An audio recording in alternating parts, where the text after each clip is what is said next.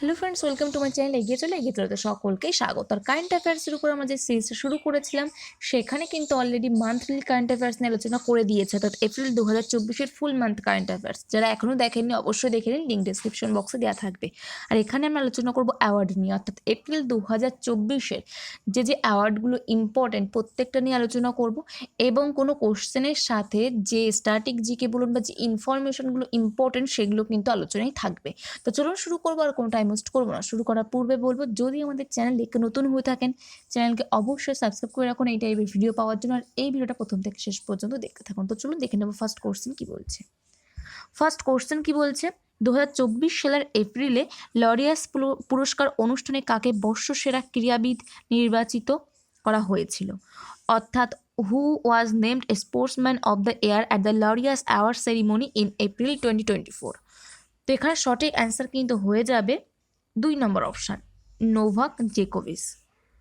তো এখানে দেখে নেব, Laureus world sportsman of the year Novak জোকোভিচ সার্বিয়া থেকে টেনিস খেলার সাথে কিন্তু যুক্ত। তো এই সমস্ত নামগুলোর সাথে এটাও মনে রাখবেন কোন দেশের অন্তর্গত এবং কোন খেলার সাথে যুক্ত।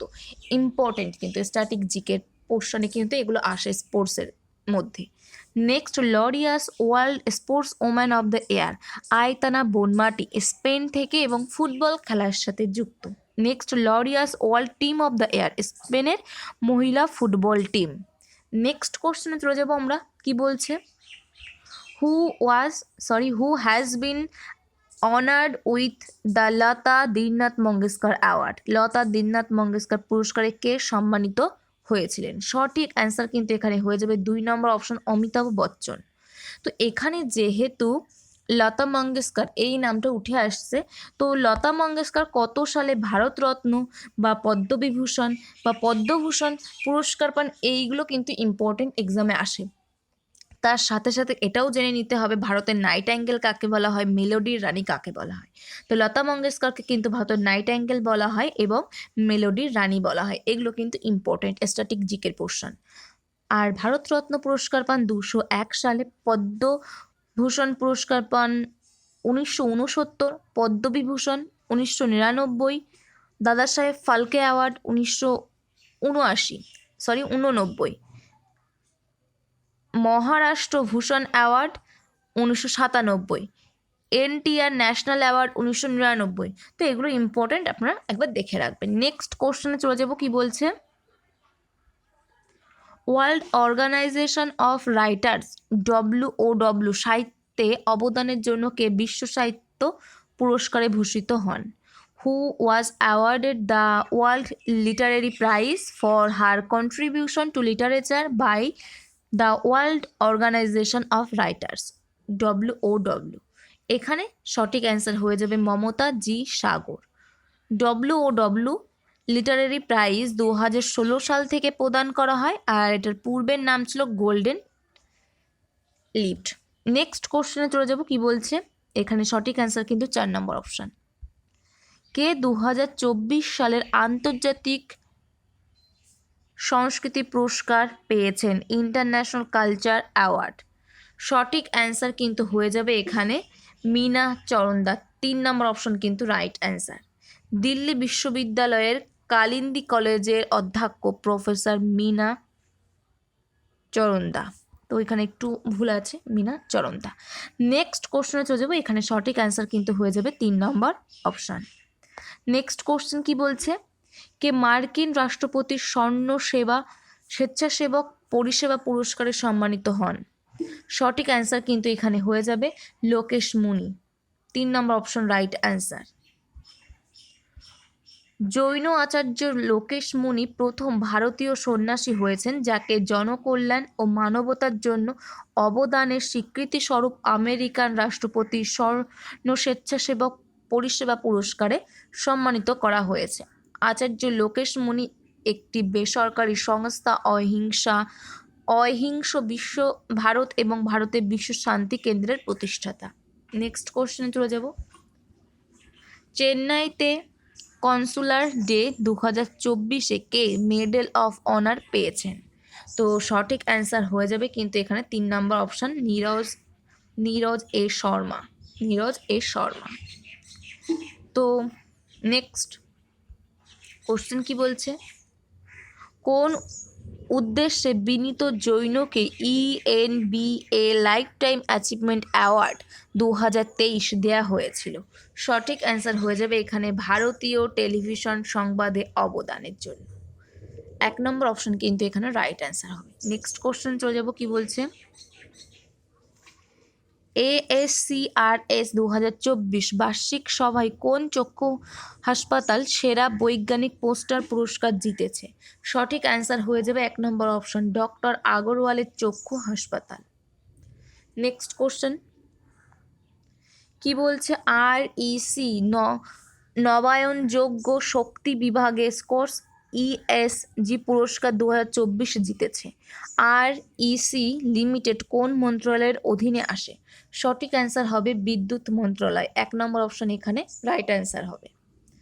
নেক্সট কোশ্চেন, কে এই বছর লুডভিগ এরহার্ড সামিটে মিডিয়ার স্বাধীনতা পুরস্কার পাবেন? Freedom prize for the media. তো এখানে সঠিক অ্যান্সার কোনটা হয়ে যাবে?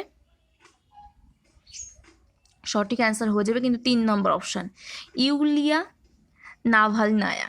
3 নম্বর অপশন এখানে রাইট অ্যান্সার হবে। নেক্সট কোশ্চেনে চলে যাব, কি বলছে, 2024 সালের এপ্রিল মাসে গ্রিনেস ওয়ার্ল্ড রেকর্ডস দ্বারা কে বিশ্বের সবচেয়ে বয়স্ক জীবিত পুরুষ হিসেবে মনোনীত হয়েছেন? তো এখানে সঠিক অ্যান্সার হবে 4 নম্বর অপশন জন আলফ্রেড টিনিসুড। তো সঠিক অ্যান্সার হবে 4 নম্বর অপশন। নেক্সট কোশ্চেন, সম্প্রতি কে 2023 সালের সরস্বতী সম্মানে ভূষিত হলেন? তো সঠিক অ্যান্সার এখানে হবে 4 নম্বর অপশন প্রভা ভার্মা। নেক্সট কোশ্চেন, সম্প্রতি কে 2024 সালে অ্যাবেল প্রাইজে ভূষিত হলেন? তো এখানে সঠিক অ্যান্সার হবে কিন্তু 2 নম্বর অপশন মাইকেল পিয়েরি তালা গ্র্যান্ড। তো মাইকেল পিয়েরি তালা গ্র্যান্ড, তো সঠিক অ্যান্সার 2 নম্বর অপশন। তিনি কিন্তু ফ্রান্সের একজন বিশিষ্ট গণিতজ্ঞ ছিলেন। তো মনে রাখবেন মাইকেল পিয়েরি তারাগ্যান্ড একজন ফ্রান্সের গণিতজ্ঞ। তো নেক্সট কোশ্চেনে চলে যাব, কি বলছে, সম্প্রতি ভারতের কোন সংস্থা CIDC বিশ্বকর্মা অ্যাওয়ার্ডে ভূষিত হয়েছে? সঠিক অ্যান্সার হয়ে যাবে 1 নম্বর অপশন SJVN লিমিটেড। তো সঠিক অ্যান্সার এখানে 1 নম্বর অপশন। নেক্সট, সম্প্রতি কে সাগর সম্মান বরুণ অ্যাওয়ার্ডে ভূষিত হলেন? তো সঠিক অ্যান্সার কিন্তু এখানে হয়ে যাবে 4 নম্বর অপশন ধীরেন্দ্র কুমার সান্যাল, সাগর সম্মান বরুণ অ্যাওয়ার্ড। তো সাথে সাথে আরও একটি ইম্পর্টেন্ট পয়েন্ট, সাগর সম্মান অ্যাওয়ার্ড ফর এক্সিলেন্স জিতেছেন ক্যাপ্টেন কমলকান্ত চৌধুরী। মনে রাখবেন সাগর সম্মান অ্যাওয়ার্ড ফর এক্সিলেন্স জিতেছেন ক্যাপ্টেন কমলকান্ত চৌধুরী। আর সাগর সম্মান অ্যাওয়ার্ড ফর গ্যালান্ট্রি জিতেছেন ক্যাপ্টেন সুবীর সাহা এবং ক্যাপ্টেন OM দত্ত। নেক্সট, সম্প্রতি কে ACMAM টুরিং অ্যাওয়ার্ড এ ভূষিত হলেন? তো সঠিক অ্যান্সার এখানে হয়ে যাবে